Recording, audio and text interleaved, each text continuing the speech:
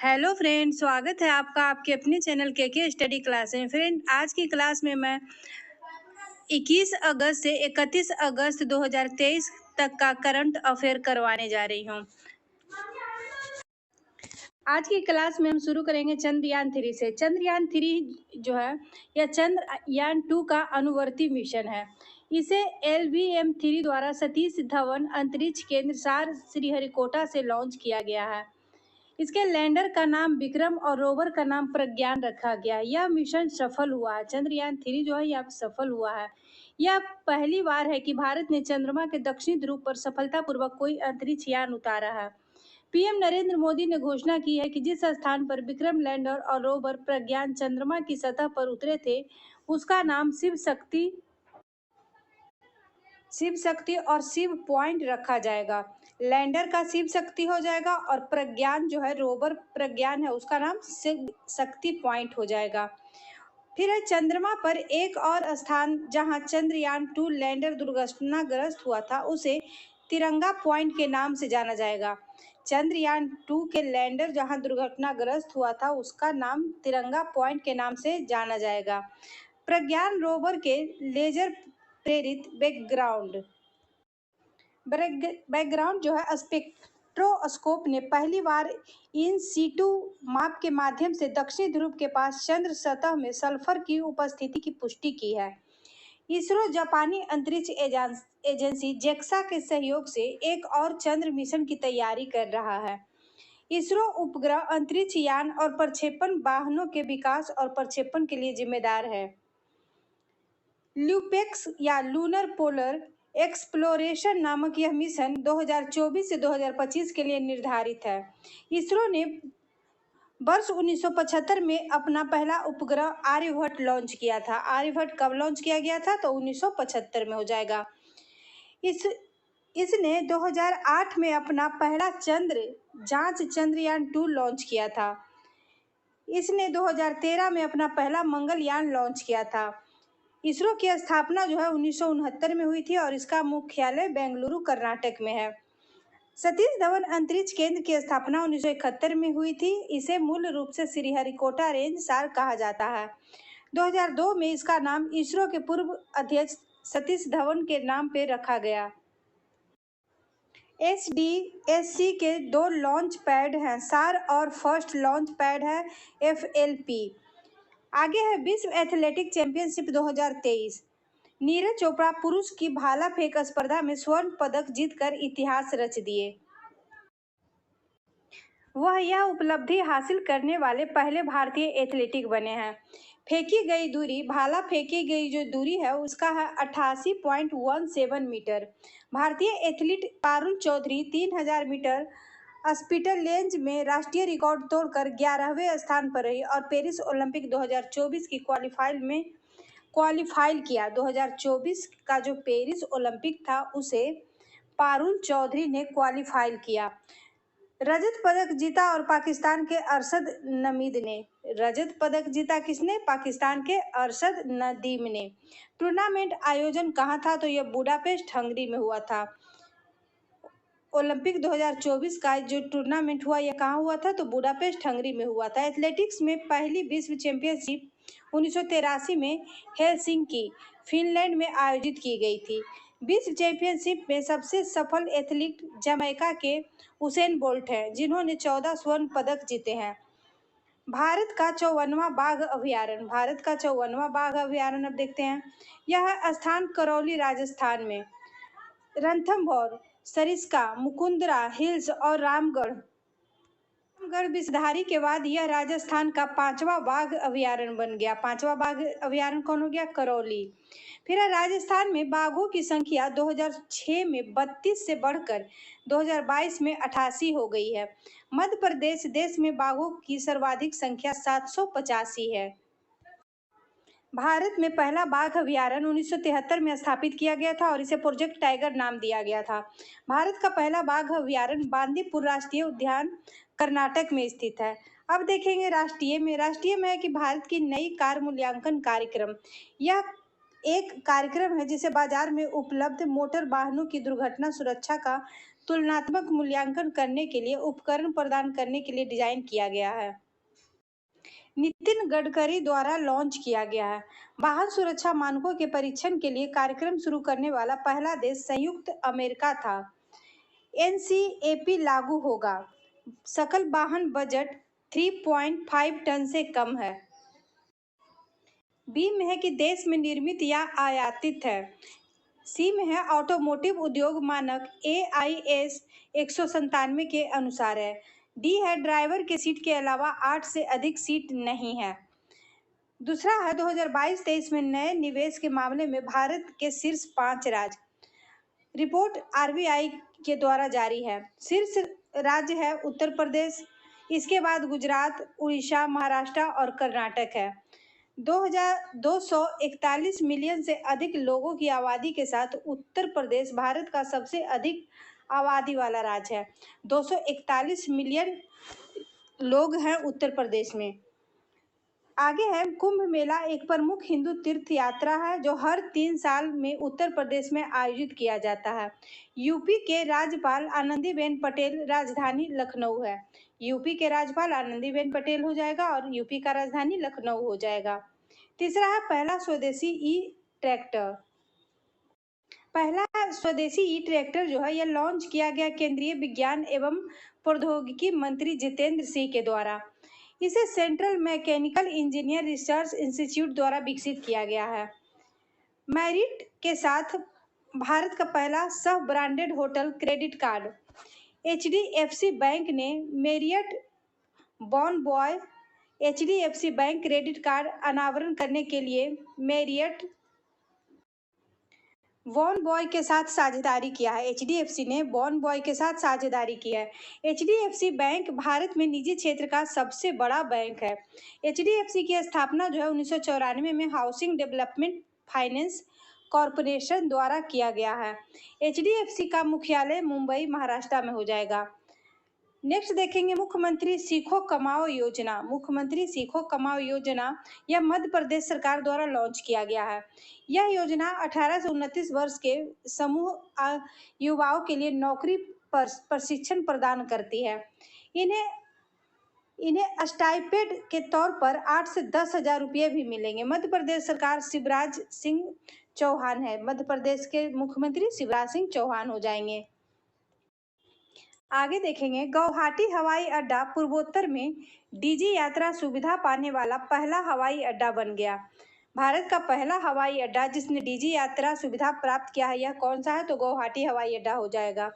हवाई अड्डे का नाम लोकप्रिय गोपीनाथ बारदोलाई अंतर्राष्ट्रीय हवाई अड्डा किया गया है, जिसे डीजी यात्रा नगरीय उड्डयन मंत्रालय और डीजी यात्रा फाउंडेशन की एक बायोमेट्रिक सक्षम निर्बाध यात्रा पहल है। डीजी यात्रा को दिसंबर 2022 में 3 हवाई अड्डों बेंगलुरु, वाराणसी और दिल्ली से लॉन्च किया गया है। गुवाहाटी भारत के पूर्वोत्तर राज्य असम का सबसे बड़ा शहर है। इस शहर को कभी प्रागज्योतिषपुर के नाम से भी जाना जाता था। गुवाहाटी का नाम पहले था प्रागज्योतिषपुर, जिसका अर्थ है रोशनी का शहर। 7 नंबर पे है सचिन तेंदुलकर को मतदाता जागरूकता और शिक्षा के लिए नेशनल आइकन नियुक्त किया गया है। भारत के निर्वाचन आयोग द्वारा नियुक्त किए गए हैं सचिन तेंदुलकर को। भारत का मुख्य चुनाव आयुक्त राजीव कुमार हो जाएगा। उद्देश्य है उदासीनता को दूर करने के लिए शहरी युवा चुनावी विभाजन को पटाना। 8 नंबर पे है ई गवर्नेंस पर 26वां राष्ट्रीय सम्मेलन। ई गवर्नेंस पे 26वां राष्ट्रीय सम्मेलन, इसका थीम है विकसित भारत नागरिकों को सशक्त बनाना। इसे आयोजित किया गया है इंदौर शहर में। ई गवर्नेंस 26वां राष्ट्रीय सम्मेलन का आयोजन इंदौर शहर में किया गया है। इसका उद्देश्य है ताकि नागरिकों को बेहतर सुविधा मिल सके। मध्य प्रदेश सरकार के सहयोग से प्रशासनिक सुधार और लोक शिकायत विभाग और इलेक्ट्रॉनिक मंत्रालय द्वारा आयोजित किया गया था। 9 नंबर पे है भारत का पहला AI कृत्रिम बुद्धिमत्ता स्कूल कहाँ खोला गया है। इसका उद्घाटनकर्ता जो है यह राष्ट्रपति रामनाथ कोविंद के द्वारा किया गया है। राष्ट्रपति रामनाथ कोविंद के द्वारा AI कृत्रिम बुद्धिमत्ता स्कूल का उद्घाटन किया गया है और यह स्कूल जो है तिरुवनंतपुरम केरल में लॉन्च किया गया। केरल के तिरुवनंतपुरम में पहला कृत्रिम बुद्धिमत्ता स्कूल लॉन्च किया गया है। इसे वैदिक ई स्कूल के सहयोग से दुनिया के सबसे उन्नत शैक्षणिक प्लेटफॉर्म में से एक आई लर्निंग इंजन USA द्वारा डिजाइन और ढाला गया है। AI का उद्देश्य है कृत्रिम बुद्धिमत्ता प्रौद्योगिकी की सहायता से छात्रों को गुणवत्तापूर्वक सीखने के अवसर प्रदान करना। 10 नंबर पे है भारतीय रिजर्व बैंक। भारतीय रिजर्व बैंक ने ऑफलाइन भुगतान लेनदेन की ऊपरी सीमा 200 रुपये से बढ़ाकर 500 रुपये कर दी है। इसका उद्देश्य है उन स्थानों पर UPI लाइट वॉलेट के उपयोग को प्रोत्साहित करना जहां इंटरनेट की पहुंच खराब है या अनुपलब्ध है। हालांकि भुगतान साधन पर ऑफलाइन लेनदेन की कुल सीमा हर समय 2000 रुपये ही रहती है। 11 नंबर पर दुनिया की पहली 100% इथेनॉल ईंधन वाली कार नई दिल्ली में लॉन्च किया गया है, जिसे नितिन गडकरी सड़क परिवहन मंत्री द्वारा लॉन्च किया गया है। आगे देखेंगे, इंडियन ऑयल ने शेफ संजीव कपूर को अपने इंडियन एक्स्ट्रा ताज LPG ब्रांड के लिए ब्रांड एम्बेसडर नियुक्त किया है। इंडियन ऑयल के अध्यक्ष श्रीकांत माधव वैद हैं। अंतर्राष्ट्रीय में देखेंगे, कृत्रिम बुद्धिमत्ता का उपयोग करके मरुस्थलीकरण से निपटने के लिए संयुक्त अरब अमीरात का कार्यक्रम संयुक्त सऊदी पर्यावरण मंत्रालय द्वारा लॉन्च किया गया है। यह मरुस्थलीकरण पर वह प्रक्रिया है जिसके द्वारा शुष्क भूमि अर्थात शुष्क और अर्ध शुष्क भूमि जैसे घास के मैदान या झाड़ियां में वनस्पति कम हो जाती है और अंततः गायब हो जाती है। यह ग्रीन सऊदी पहल का एक हिस्सा है। यह उन क्षेत्रों की पहचान करने के लिए उपग्रह इमरजेंसी का विश्लेषण करने के लिए AI का उपयोग करेगा जो मरुस्थलीकरण के लिए सबसे अधिक संवेदनशील है। दूसरा नंबर पर देखेंगे, एमबोर्ड के सह संस्थापक जॉन वार्नॉक 82 साल की उम्र में इनका निधन हो गया। इन्होंने 1982 में एक अस्वीकृत विचार के आधार पर एक कंपनी बनाने से पहले जेरोक्स के लिए काम किया था। बाद में इन्होंने पोर्टेबल दस्तावेज प्रारूप या पीडीएफ के शुरुआती संस्करण की रूपरेखा तैयार की, जिससे दस्तावेज के आदान प्रदान के तरीके में बदलाव आया। 1964 में इन्होंने जैक वॉशन रेडिकल को हल किया, जो एक अमूर्त बीजगणित समस्या थी जो 8 साल पहले सामने आने के बाद से यह रहस्य बनी हुई थी। 3 नंबर पर देखेंगे, पहला रेस्पिरेटरी स्किनाइटियल वायरस टीका संयुक्त राज्य अमेरिका का खाद्य एवं औषधि प्रशासन के द्वारा अनुमोदित किया गया है। इसका उद्देश्य 6 महीने की उम्र तक शिशुओं में निचले श्वसन पथ के संक्रमण और गंभीर बीमारी को रोकने के लिए। वैक्सीन विकसित फाइजर FDA संयुक्त राज्य अमेरिका की स्वास्थ्य और मानव सेवा विभाग की एक संघीय एजेंसी है। इसे 1906 में खाद्य एवं औषधि अधिनियम द्वारा बनाया गया था। 4 नंबर पर देखेंगे, फोगोगाओफेन 12, जिसे 4 पृथ्वी अवलोकन उपग्रह नाम दिया गया है। 4 नंबर पर देखेंगे, गाओफेन 1204 पृथ्वी अवलोकन उपग्रह, यह चीन के में लॉन्च किया गया है। गाओफेन 1204 पृथ्वी अवलोकन उपग्रह जो है यह चीन के द्वारा लॉन्च किया गया। चीन में जुक्वान सैटेलाइट लॉन्च सेंटर से लॉन्च किया गया है। इसे लॉन्ग मार्च 4C वाहक रॉकेट का इस्तेमाल किया गया है।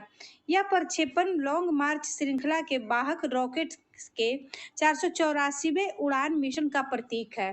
5 नंबर पर 15वां ब्रिक्स शिखर सम्मेलन, इसका आयोजन जोहान्सबर्ग दक्षिण अफ्रीका में हुआ है। 15वां ब्रिक्स शिखर सम्मेलन का आयोजन दक्षिण अफ्रीका के जोहान्सबर्ग में हुआ है। ब्रिक्स देश ब्राजील, रूस, भारत, चीन और दक्षिण अफ्रीका है। शिखर सम्मेलन की मेजबानी दक्षिण अफ्रीकी राष्ट्रपति सिरिल रामाफोसा ने की थी। ब्रिक्स शिखर सम्मेलन का विषय था ब्रिक्स और अफ्रीकी 4IR में पारस्परिक रूप से त्वरित विकास और साझा समृद्धि के लिए साझेदारी। ब्रिक्स की स्थापना 2006 में रूस के एकातेरिनबर्ग में पहले ब्रिक्स शिखर सम्मेलन में हुई थी। ब्रिक्स ने अर्जेंटीना, मिस्र, इथियोपिया, इराक, ईरान, सऊदी अरब और यूएई को 1 जनवरी 2024 से ब्लॉक का पूर्ण सदस्य बनने के लिए आमंत्रित किया है। आगे देखेंगे पुरस्कार में देखेंगे पहला नंबर पर है महाराष्ट्र द्वारा स्थापित पहला उद्योग रत्न पुरस्कार। यह अनुभवी उद्योगपति रतन टाटा को ये पुरस्कार प्रदान किया गया है। वह टाटा समूह के संस्थापक जमशेदजी टाटा के परपोते हैं। वह 2012 में टाटा समूह के अध्यक्ष पद से सेवानिवृत्त हुए, लेकिन इसके धर्मार्थ ट्रस्टों के अध्यक्ष बने रहे। टाटा समूह की स्थापना 1868 में हुई थी। दूसरा है 69वें राष्ट्रीय फिल्म पुरस्कार, जो इसमें है 69वें राष्ट्रीय फिल्म पुरस्कार में है सर्वश्रेष्ठ अभिनेता का पुरस्कार पुष्पा मूवी के अल्लू अर्जुन को दिया गया है। सर्वश्रेष्ठ अभिनेत्री का पुरस्कार हो जाएगा गंगूबाई काठियावाड़ी के लिए आलिया भट्ट और मिमी के लिए कृति सेनन को दिया गया है। सर्वश्रेष्ठ फीचर फिल्म रॉकेटरी हो जाएगा सर्वश्रेष्ठ निर्देशक निखिल महाजन गोदावरी के लिए। संपूर्ण मनोरंजन प्रदान करने वाली सर्वश्रेष्ठ लोकप्रिय फिल्म जो है यह RRR हो जाएगी। राष्ट्रीय एकता पर सर्वश्रेष्ठ फिल्म के लिए नरगिस दत्त पुरस्कार द कश्मीर फाइल को दिया गया। पुरस्कार पहली बार 1954 में प्रदान किया गया था। सत्यजीत रे किसी भी अन्य निर्देशक से अधिक 9 बार सर्वश्रेष्ठ निर्देशक का पुरस्कार जीते हैं। तीसरा नंबर पर है the grand cross of the order of honour पुरस्कार। यह प्रधानमंत्री नरेंद्र मोदी को इस पुरस्कार से प्रधानमंत्री नरेंद्र मोदी को सम्मानित किया गया। यह ग्रीक राष्ट्रपति कतेरीना स्केलारोपालू द्वारा पुरस्कृत किए गए। यह ग्रीस का दूसरा सर्वोच्च नागरिक सम्मान है। यूनान दक्षिण पूर्वी यूरोप में बाल्कन प्रायद्वीप के दक्षिण सिरे पर स्थित है। यूनान दक्षिण पूर्वी यूरोप में बाल्कन प्रायद्वीप के दक्षिणी सिरे पर स्थित है। यह सुकरात, प्लेटो और अरस्तु जैसे प्रसिद्ध प्राचीन दार्शनिक का घर था। ओलंपिक खेलों की उत्पत्ति प्राचीन ग्रीस में हुई थी, जहां 776 ईसा पूर्व में ओलंपिक में पहला ओलंपिक खेल आयोजित किया गया था। 776 ईसा पूर्व में ओलंपिया में पहला ओलंपिक खेल का आयोजन किया गया था। ग्रीस की राजधानी हो जाएगी एथेंस और ग्रीस की मुद्रा जो है यह यूरो हो जाएगी। खेल में देखेंगे FIDE विश्व कप 2023 बाकू में फेबियानो काउराना। FIDE विश्व कप 2023 बाकू में फेबियाना काउआना, जिसमें आर प्रज्ञानंद विश्वनाथ आनंद के बाद सेमीफाइनल में पहुंचने वाले पहले भारतीय बने। दूसरा है नॉर्वे से मैग्नसन कार्लसन आर प्रज्ञानंद को हराकर फाइनल जीता। तीसरा है इसके साथ ही आर प्रज्ञानंद अब तक के सबसे कम उम्र के विश्व कप फाइनलिस्ट बन गए हैं। वह विश्वनाथ आनंद के बाद शतरंज विश्व कप फाइनल में प्रवेश करने वाले दूसरे भारतीय भी बने। यहाँ पे देखेंगे WWF विश्व चैंपियनशिप 2023, इसका आयोजन डेनमार्क में किया गया। HS प्रणय ने कांस्य पदक जीता। यह विश्व चैंपियनशिप में भारत का 14वां पदक है। इस टूर्नामेंट के इतिहास में सबसे सफल टीम चीन रहा। 6 नंबर पर इंटरनेशनल ब्लाइंड स्पोर्ट फेडरेशन विश्व खेल 2023, जिसमें भारतीय महिला दृष्टिबाधित टीम ने ऑस्ट्रेलिया के खिलाफ T20 फाइनल जीता। फिर है क्रिकेट दृष्टिबाधितों के लिए 2023 में international blind sport federation world games में अपनी शुरुआत की। आगे देखेंगे महाराष्ट्र सरकार ने 14 वर्ष से कम उम्र के खिलाड़ियों के लिए एक फुटबॉल टीम बनाने के लिए जर्मनी की पेशेवर एसोसिएशन फुटबॉल लीग बुंडेसलीगा के साथ एक समझौता ज्ञापन पर हस्ताक्षर किया जाता। PM मोदी ने चंद्रयान-3 मिशन की सफल लैंडिंग के मौके पर यह घोषणा की कि 23 अगस्त को राष्ट्रीय अंतरिक्ष दिवस के रूप में मनाया जाएगा। तीसरा नंबर पर है 26 अगस्त महिला समानता दिवस। इसका थीम था समानताओं को गले लगाओ। उद्देश्य है संयुक्त राज्य अमेरिका में 1920 के दशक में अपनाए गए 19वें संशोधन की स्मृति में। 4 नंबर पे है 29 अगस्त राष्ट्रीय खेल दिवस। इसका थीम है खेल एक समावेशी और फिट समाज को सक्षम बनाता है। कारण है यह हॉकी के दिग्गज मेजर ध्यानचंद सिंह की जयंती है। 5 नंबर पे है 29 अगस्त को ओणम। ओणम जो है यह केरल का फसल उत्सव समृद्धि, धर्मनिरपेक्षता और सद्भावना का प्रतीक है। इसी के साथ आज का मेरा वीडियो समाप्त हुआ। वीडियो अच्छा लगे तो लाइक शेयर सब्सक्राइब कीजिएगा। Thank you.